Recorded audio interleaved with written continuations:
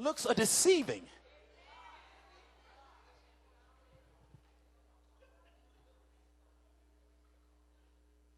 Man-appointed leaders receive a nomination, an emotion, on a second. Be careful of any position that you take that you just took by nomination. You can read 1 Samuel 8 and you'll see how the people wanted a king. And God said, all right, give the people what they want. I'm not going to preach this whole sermon today. No. I got 2 minutes to go. So there's the self-appointed, man-appointed. Self-appointed, man-appointed. Then there's the God-appointed. The God-appointed. God-appointed. God always separates and appoints when he chooses to appoint. 4 things exist under God-appointed leadership. I'm going to tell you these 4, and then I'm going to let you go home. 1 is there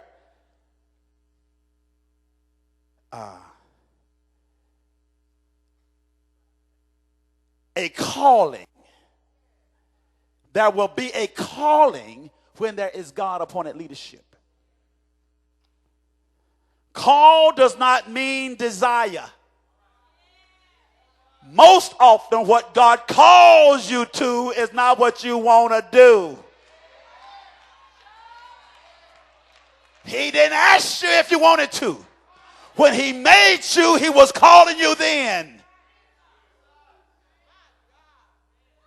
He made you to fit a position. He did not make a position to fit you. Call does not mean desire. Call does not mean skill.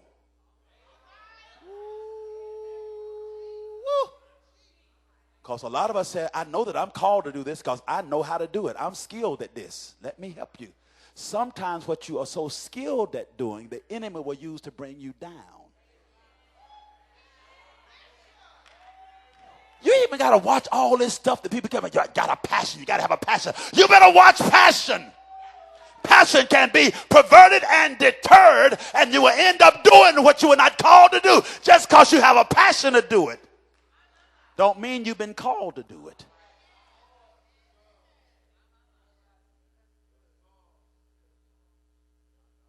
We get confused because they got a passion. David had a passion, and it led him to Bathsheba. He had a passion to lead people, and that passion became his perversion. Passion unprotected leads to perversion. It's got to be a call. Call does not mean skill. Call means that God chooses and your spirit can't resist. He chooses, and I don't care how much you say, I don't want to do that. Somewhere you're going to find yourself doing it. I remember even before I accepted my call into the preaching ministry, because God had called me and I did not want to preach. So what I would do back in that day, you would MC choir anniversaries. So I would MC a choir anniversary, and after every choir song, I would preach a sermon. Choir was saying, God will make a way, and I'd get the microphone. Won't God make a way? And people came to the choir anniversaries because I was emceeing, not because of who was singing.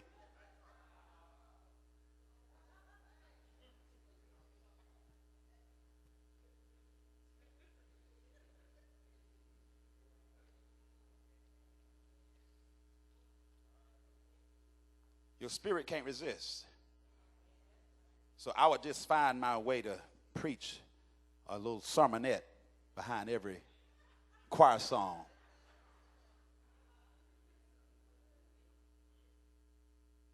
And then every now and then I just go down in front of the church doing devotion. And I get down and pray. And I start out slow. And I'd build up. And I'd hoop a good prayer to God. 'Cause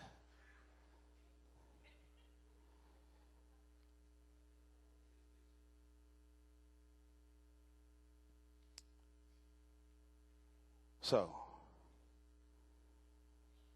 his voice speaks to you and your spirit and calls you to a task. Exodus 3 and 4, God called Moses from a burning bush. 1 Samuel 3 and 4, the Lord called Samuel. Romans 1 and 1, we talked about how Paul was called to be an apostle. Mark 1 and 20, Jesus straightway called to be his disciple. The call first is not a call to go. Well, y'all give me another 10 minutes. The call first is not a call to go. When he first calls you to come, not go. God calls not to send you immediately. When you hear God calling you, he ain't calling you to go nowhere. He's calling you to come here.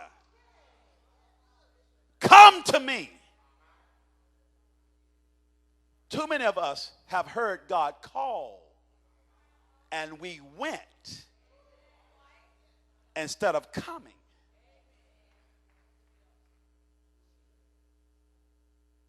After the call, there is a separation. After the call, there's separation. God always separates before he connects. The word separate means to be set off by boundaries. Deuteronomy 10 and 8 says, the Lord separated the tribes of Levi. 1 Chronicles 23 and 13, Aaron was separated that he should sanctify the most holy things. So he calls us and then he separates us. Listen, when God calls you to come to him, you can't come to him and stay with them too. He calls us, separates us, so that he can now appoint us. Because he cannot appoint you until he separates you. After he's called you, separated you, and appointed you, then he sends you. He calls first, separates, appoints, gives an assignment, and then he sends. You know what? We got to stop this smorgasbord kind of calling.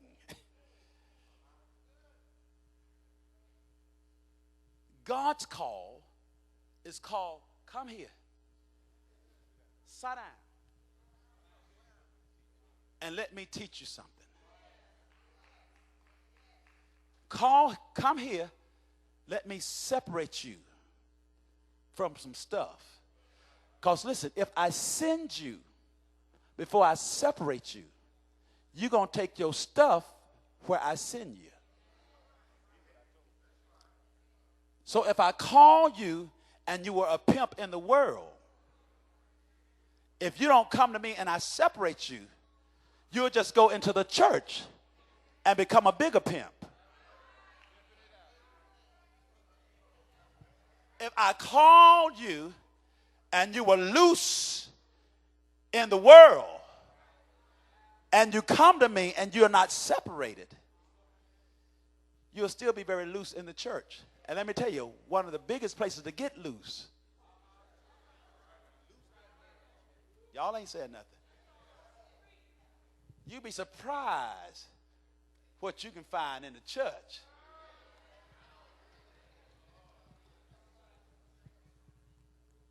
Play soft, Bruce. I'm finished. I just went 5 minutes over, 7 minutes. That's enough. That's enough. That's enough. If we can digest that, we can live a long time.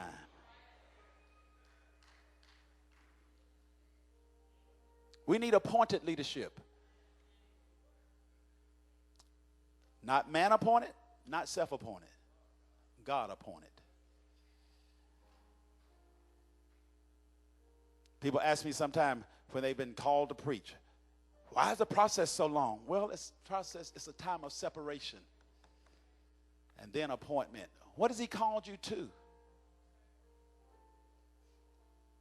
What is he calling you to?